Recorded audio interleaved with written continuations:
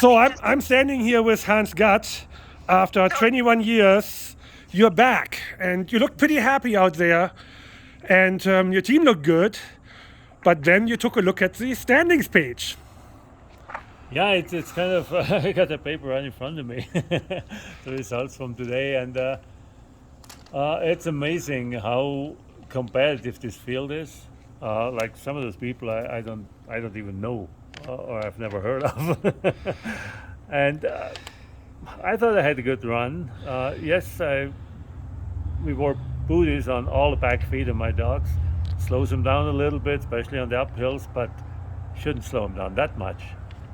Well, 16.5 miles an hour average for Annie. 16.5 miles an hour average means she's going to go 18, 19 on the downhills because otherwise there's no way that she can average that speed.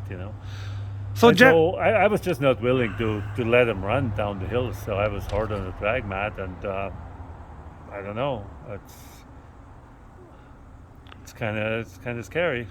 so Jerry, what did you see from home? You have the times in front of you. What's your take on day one? Right. Well, day one, it's usually kind of an icebreaker stage for everybody. They kind of get their feet wet, especially after having the downtown start. I think that creates a lot of hidden anxiety for the mushers and the dogs too. I mean, it's a great event. Don't get me wrong. I love it, but that's just something to pack over into the next day. And then it seems to be, from my experience, about the first 5 or 10 miles, the dogs finally figure out they're here to run. And they get with the program. Now, whether that's the same with the musher's head or not, but everybody kind of has to shake out their nervousness and everything like that. Last year, we did this same stage, but it was snowy weather, and maybe that made it a little bit slower, but it didn't seem like it was slow until you look at this, the difference between this time and last time, the top 3 finishers today beat last year's time. But when you look at the names, Annie Malo was last year right up there. Eric, they had the 2 fastest times last year, didn't they? Just in the different order. Right. Mm-hmm. Yeah. Lena got second last year. Well, that's 2020. I got too many papers here. Sorry. Yes, you're correct. So Hans, did you see them along the way? Well, I saw him obviously when we did some head-on passings, and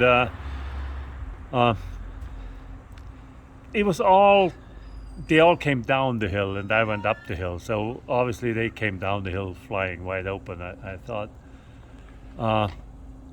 Lena to me looked the best, but I just talked to Lena over there at the hotel, and I don't want to speak for Lena, but she's shaking her head too. She thought she had a perfect run.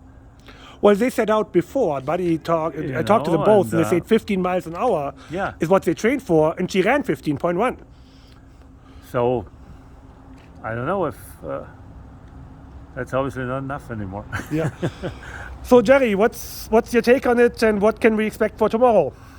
Well, that's, there again, this is just day one, so let's not get too far ahead of ourselves. Everybody just kind of got a chance to stretch their legs. I mean, you can be behind quite a few minutes and still be in the running, Now, it depends on how far your competition ahead of you runs away with it on the next couple days. But anything's still in the mix on this. When I go down the sheet and see like that, I thought, I wrote down some names early on, and some of the names made it and some of the names didn't. Now, tomorrow's stage 2 is going to have a little bit better to do with the reverse starting order too. So, like Rachel Courtney didn't have a super run today. She did pretty good, but in 16th place. So if you're in the bottom third on day 1, you have a really good chance of moving up a few positions on day 2. So that's kind of my take on the day 1-2 thing. And then after a couple days of the reverse order, you'll kind of see, who meets who and what shakes out there. So that's my kind of take on it there. I look at Annie and Eric and Diane to kind of keep doing their thing. Anybody can have a good day, or in these short courses, it doesn't take long for somebody to have a little tangle or something like that. Seconds do matter anymore. So, well, I think that's it for the night. We're standing outside and both getting cold, and there's a beer waiting inside. So thanks, Jerry. Thanks, Hans.